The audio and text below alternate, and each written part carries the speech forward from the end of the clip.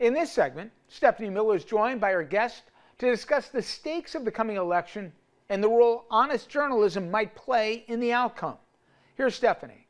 Faithful audiences of this program will know that I have, in every presidential campaign season, insisted repeatedly that these so-called debates that were invented by and for television do not test anything that is actually part of the daily job of the presidency. No one ever runs into the Oval Office and says, Mr. President, you have 2 minutes to explain your position on some subject. Presidents discuss one subject at a time in the Oval Office. They do it in detail for as long as they want or as short as they want. They read briefing papers, if their name is not Trump, about that subject before each of those discussions. Most presidencies never have an emergency, a run-in-the-room emergency. There is never a moment when someone rushes in giving the president an immediate emergency problem that the president has to solve. That did happen to one of those candidates on the stage last night. And when he faced that emergency, his choice was to do absolutely nothing for 187 minutes. He froze for 187 minutes on January 6th, while his supporters were attacking the Capitol and trying to overturn the presidential election through violence. So, Lawrence, let's talk about where we are at this moment in time. When I watch you and Rachel and Joy the other night after Iowa or any night, it is just, I can't imagine in your imagination as a brilliant writer, producer, or anchor that you ever could have envisioned where we are in this moment in time. I mean, I think it was Rachel that said, we have, he was way ahead in, right-wing polling, but then they say if he gets convicted, they wouldn't vote for him. And as Rachel said, he's going to get convicted. Joy Reid said, what happens if Trump gets the nomination and then the Supreme Court rules he's not eligible to be president, or somehow one of the trials happens and he gets convicted? I mean, we've just never seen this many wild cards going into an election year, have we? Well, the big problem is we've never seen this many wild people going into voting booths. Yeah. So I think it's time, it has been time for years now, actually, to kind of, at least occasionally, get beyond Trump himself to the much more vexing question of why would people vote for this person? And I've always said, look, there is a rational Trump vote. It is the anti-tax vote.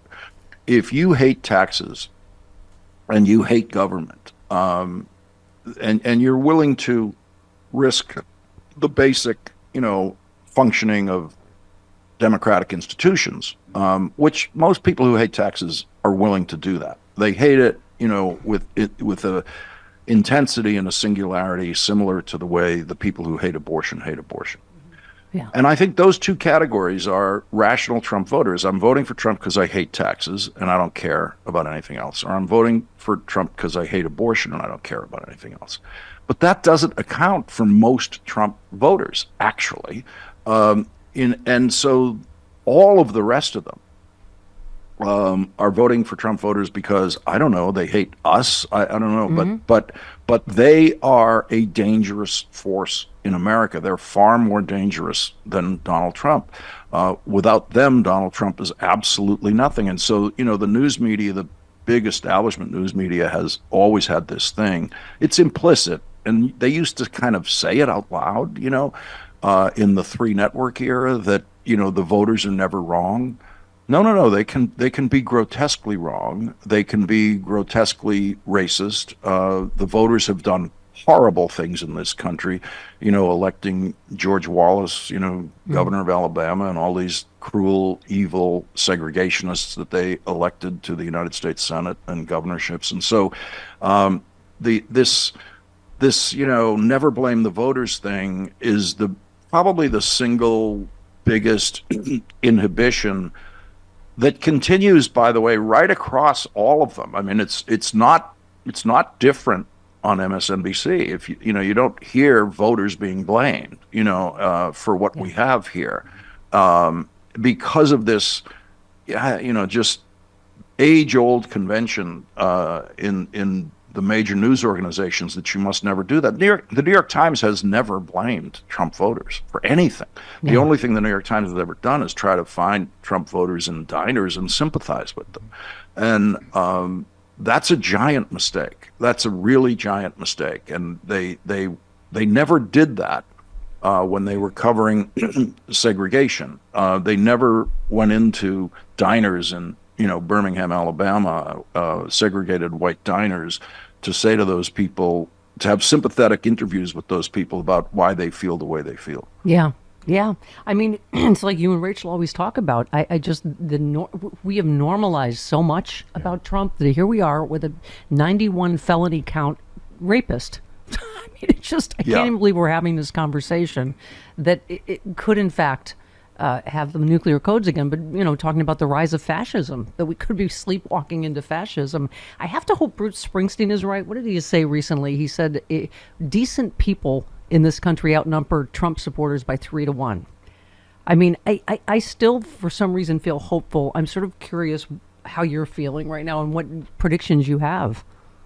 Well, I officially stopped predicting in 2015, I think it was, when Donald Trump was at 12% in the polls. And by the way, I've forgotten most of what I've said in my life, but I'll never forget sitting there on Morning Joe when Trump went from 6% in the polls to 12% in the polls.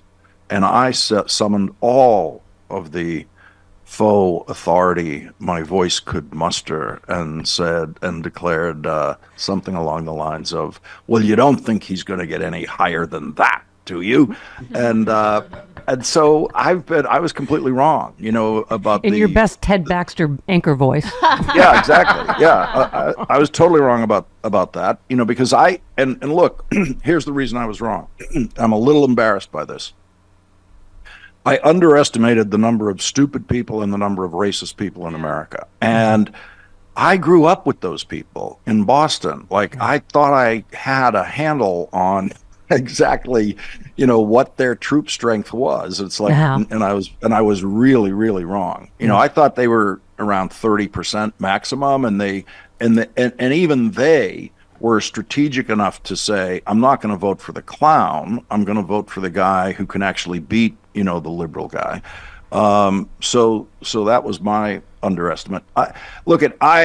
Based on what I know about the basic picture out there, I've thought all along that Joe Biden's going to be reelected. Yeah. You have something like 54% who say they will never vote for Donald Trump under any circumstances.